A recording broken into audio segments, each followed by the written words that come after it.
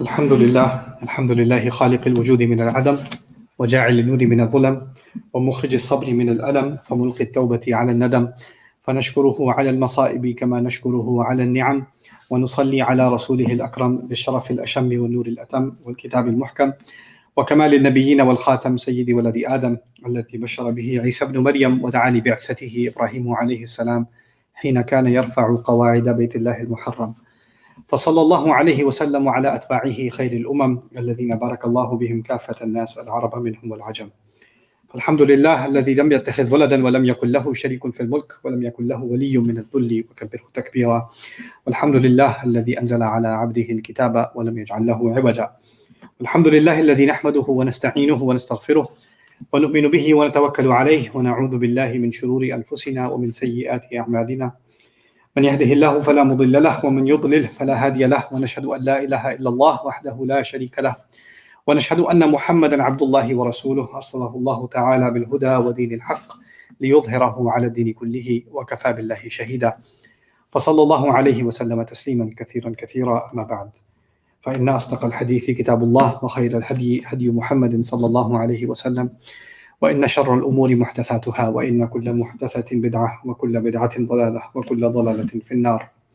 قال الله عز وجل في كتابه الكريم بعد أن أقول أعوذ بالله من الشيطان الرجيم: ولا تقولن لشيء إني فاعل ذلك غدا إلا أن يشاء الله واذكر ربك إذا نسيت وقل عسى أن يهديني ربي لأقرب من هذا رشدا.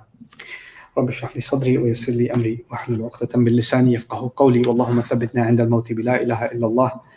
اللهم اجعلنا من الذين آمنوا وعملوا الصالحات وتواصوا بالحق وتواصوا بالصبر. آمين يا رب العالمين. In today's khutbah, I'd like to remind myself of an ayah that teaching today after some time, at least teaching students right in front of me and also in an academic setting, reminded me of, and I thought that I can benefit from that reminder, and inshallah ta'ala all of you can also.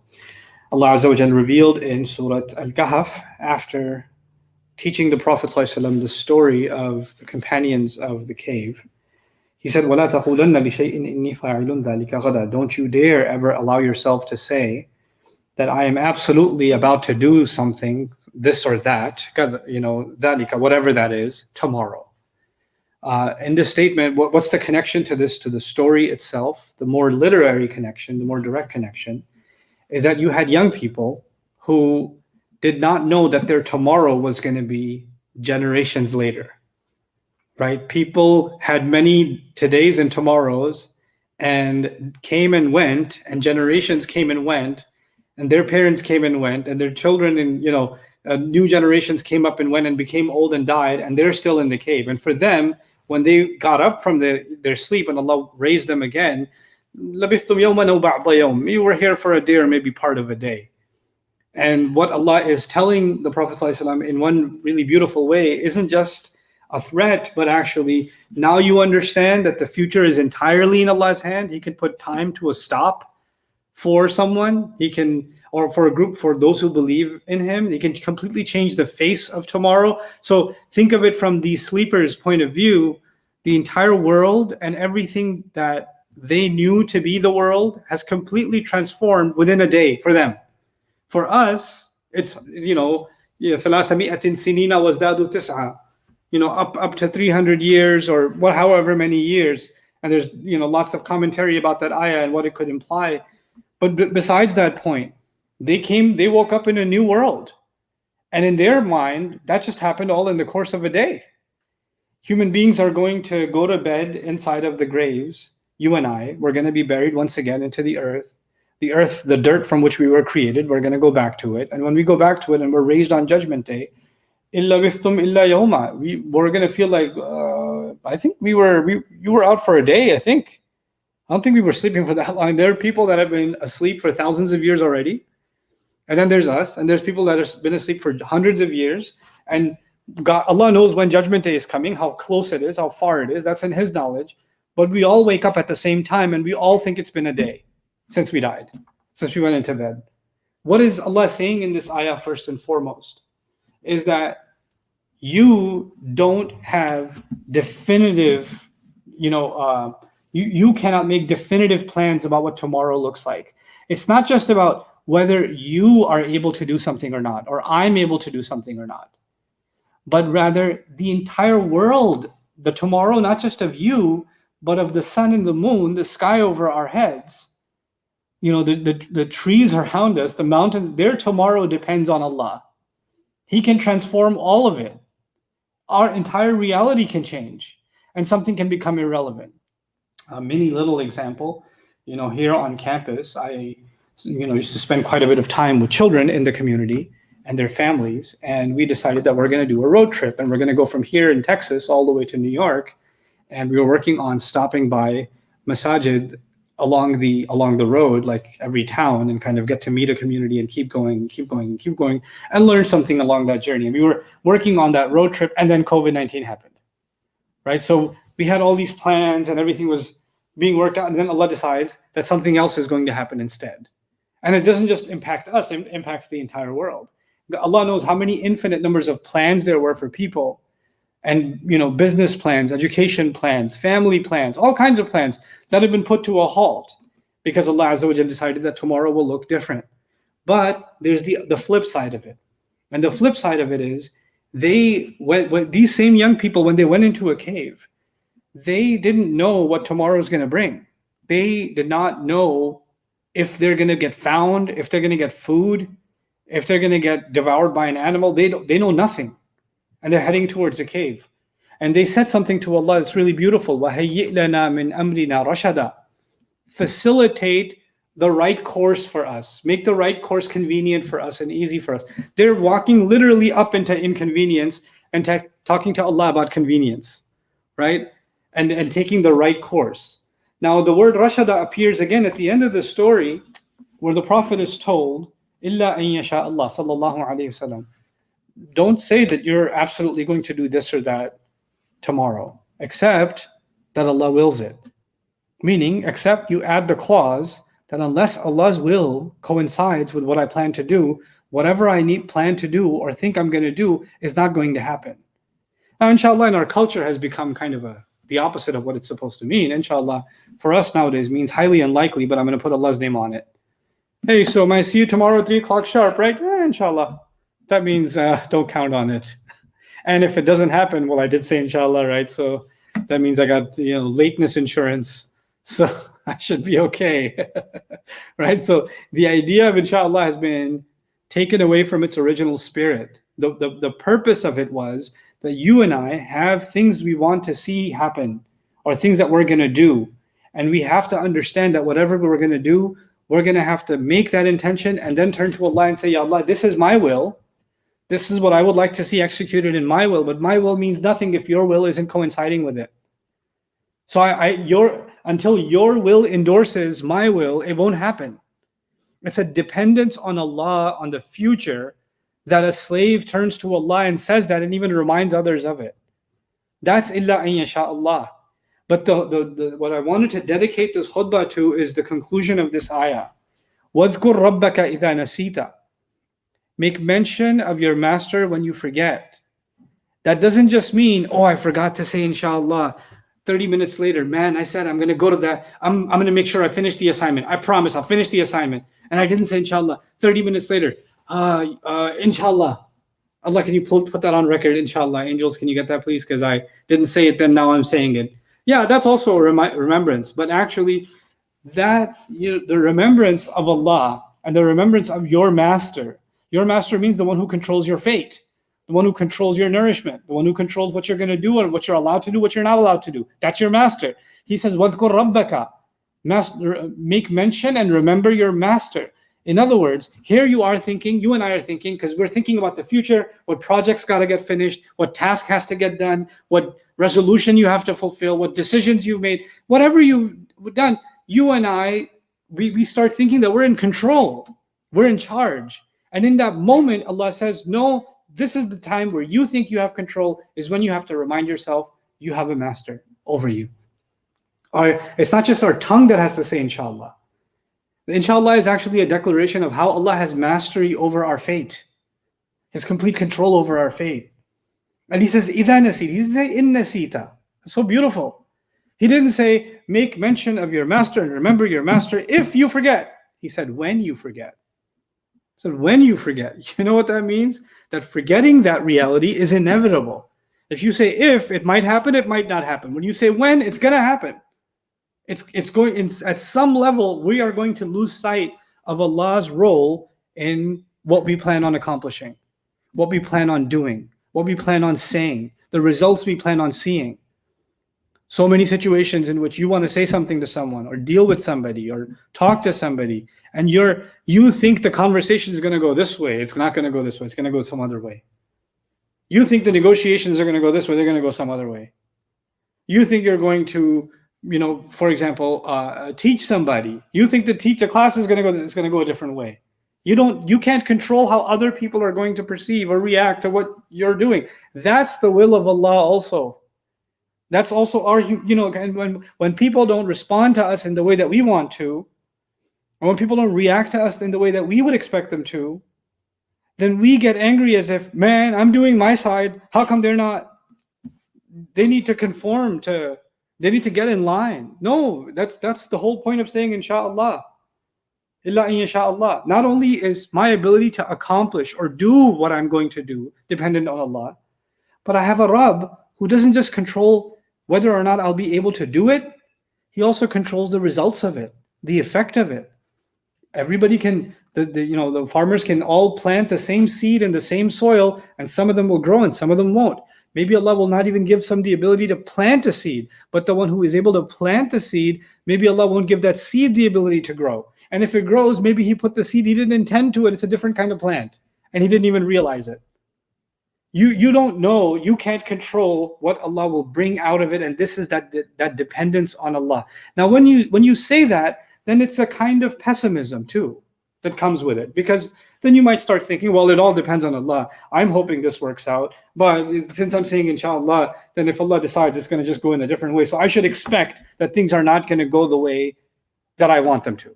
Right? That's the whole point of saying inshallah. It's not going to go your way, it's going to go Allah's way. Okay? So just know your place. And that's kind of a depressing, pessimistic view, because now you start thinking that my hopes and my aspirations and what I want to accomplish in the future doesn't matter, because when Allah decides, he's just going to wash it away anyway. What does the ayah do? It protects us from that kind of hopelessness. He says, make mention of your master when you forget, and then say, وَقُلْ, and say. Now, say is also important, because saying is usually to someone else. If I'm told, say this, that would mean say this to your mother. Say this to people around you. Say this to your class. Say means declare. Talk to everybody. But there are situations in which there's nobody around. It's just you who made a resolution to do something, right? So there's no other audience. And yet Allah still says, قُلْ. You know what that means? Say this to yourself. Don't just remember it in your heart. Verbalize this. The Quran also teaches us to have a spiritual conversation with ourselves, like to talk to ourselves by the words Allah commanded us to say. This is something that Allah is teaching us to actually say, not just to someone else, but actually to ourselves. And not just in our head, with our tongues, hearing ourselves say it. Now, what is it that Allah wants us to say? And when you verbalize something like that, those are not normal moments. When you're driving in the car, you're usually quiet. You're listening to the radio, listening to a podcast, or you're lost in your thoughts and you're quiet. But then there are moments and times in your life when you're in the car and ain't nobody there, and you're talking to yourself, or you're talking to Allah. And that happens. Oh man, there's nobody listening. You crazy? Who are you talking to? You know what those moments indicate? Those moments indicate times of great reflection and self-realization or determination. Those are powerful moments in a person's life, when they're moved so much by something that it actually gets them to talk to themselves, to have a conversation with themselves. Now, some people, they talk to themselves all the time, meaning talk under their breath all the time. Well, I'm not talking about that. Like people that are making comments at you, but they're making them under their breath. So they said something, but you don't know what they said. That's what'd you say? Alhamdulillahi Rabbil Alameen is what I was saying. Right? That's not what I'm talking about. But here he says, declare to yourself, have a realization about yourself. And what's the first thing you should say? Asa. Asa is, it has a few things. Taraji, tawaqqa'. It means possibly, but it also means hopefully. And I'm expecting. It is expected. It is hoped. So Allah is now telling us what to say about the future, not just that it's in the hands of Allah, that only if Allah's will endorses it will it happen. But the first thing I have to tell myself, the first word is hopefully. It is hoped. And this is powerful because now Allah has told His servant to have hope in the future. Before anything else, you have to be hopeful about the future. Doesn't matter what the circumstance. Doesn't matter you're walking away from your family, going into a cave. You're hopeful. Doesn't matter if Rasulullah's opposition every single day is getting worse. He's hopeful. He's commanded to be hopeful. Asa. And then he says, Asa an yahdiyani rabbi. It's hope that my master will guide me. It is hoped, and there's an expectation, and there's a longing. There's a positive, there's an optimism about the future. And what's the optimism? That my master will guide me. Now this changes our view about inshallah. It guides our view about inshallah. Inshallah was, if Allah decides it will happen, if Allah decides it won't happen.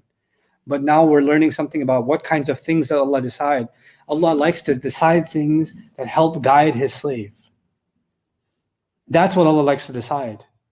Allah's will is actually the hope that's embedded, that Allah Himself said, tell yourself this. The hope is, and my expectation is, even though I don't know what Allah wills, my expectation is, if I've learned anything about my Rabb from His own words, from the way He describes Himself, He wants me to expect from Him that He Himself is going to guide me. He's going to show me a course, a course of action. I think of the analogy of a ship.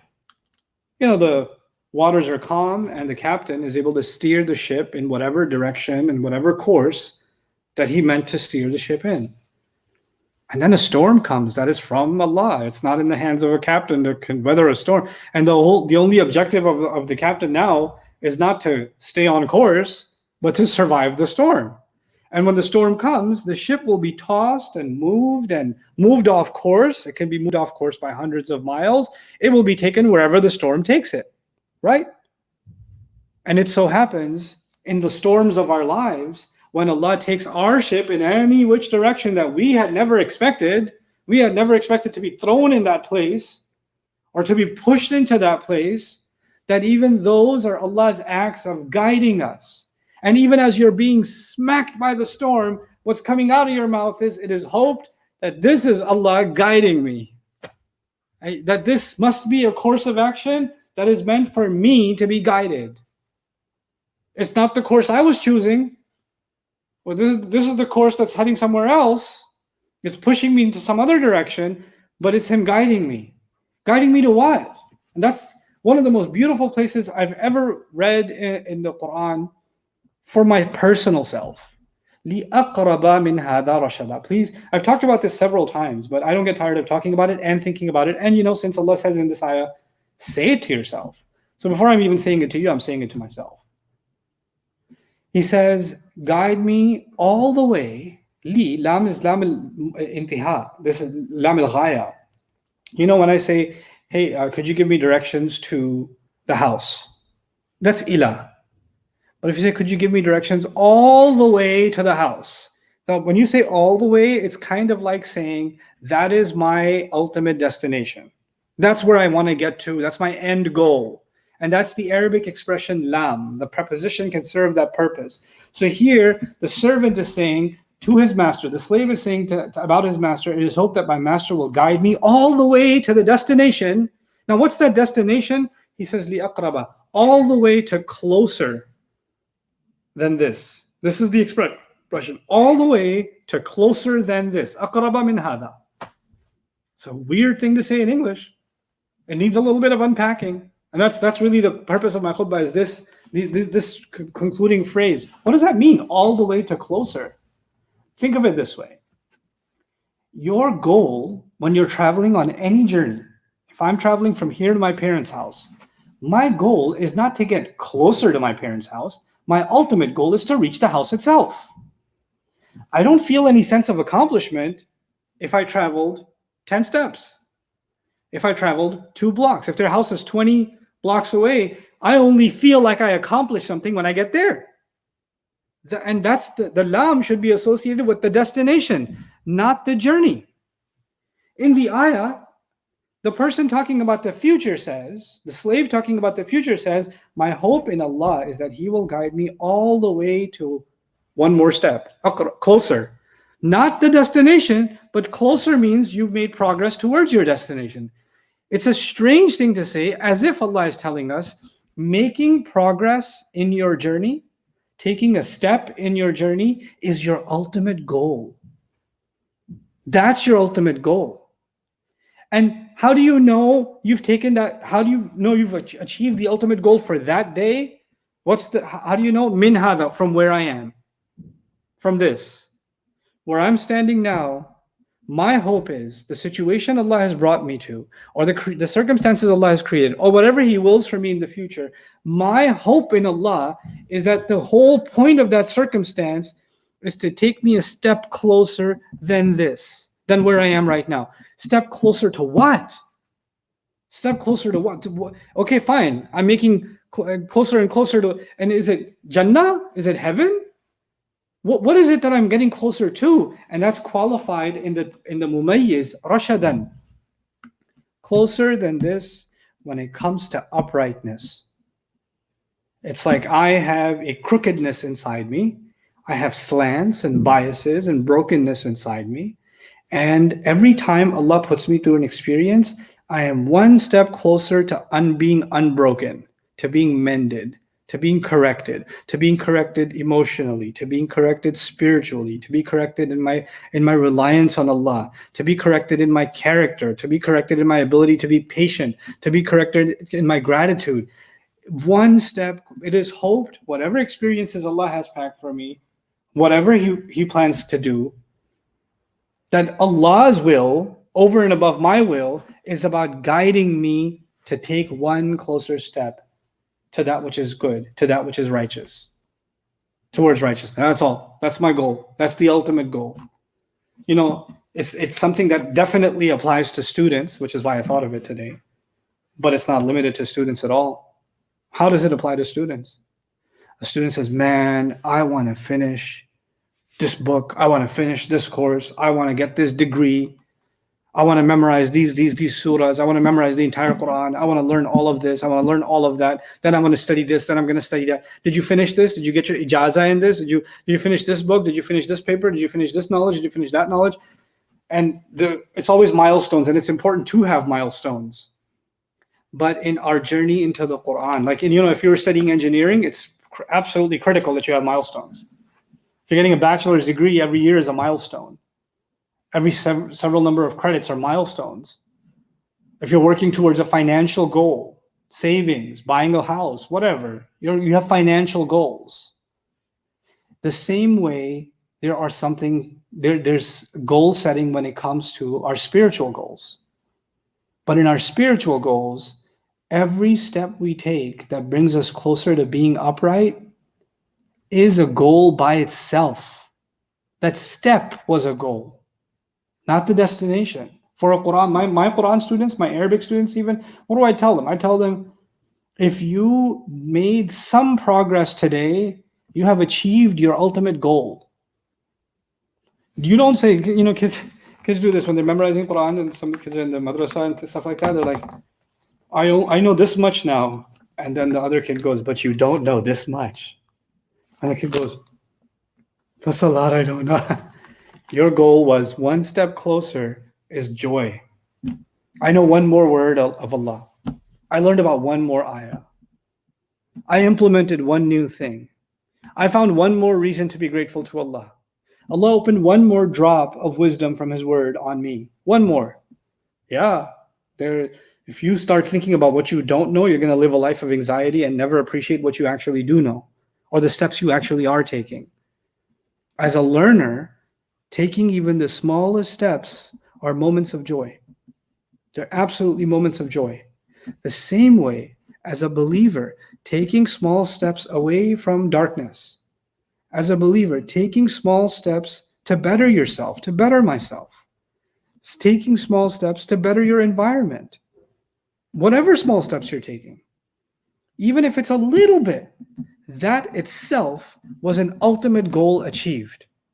And sometimes we don't want to make changes Allah wants us to make, so He puts us in very uncomfortable situations so we can humble ourselves to what change we need to make.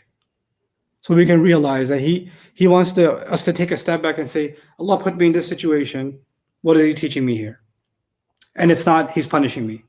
That's not the attitude. The attitude is this: He put me in this situation to guide me to something closer towards goodness. People that are mindless about Allah, you know what Allah does? They mess up, and a lot of times what Allah does is they mess up, and Allah makes the world even more convenient for them. He opens life up for them. They get happier. They get happier. And then they do more sins, and Allah opens another door, and they get even happier. They get validated in their wrongdoing. You know?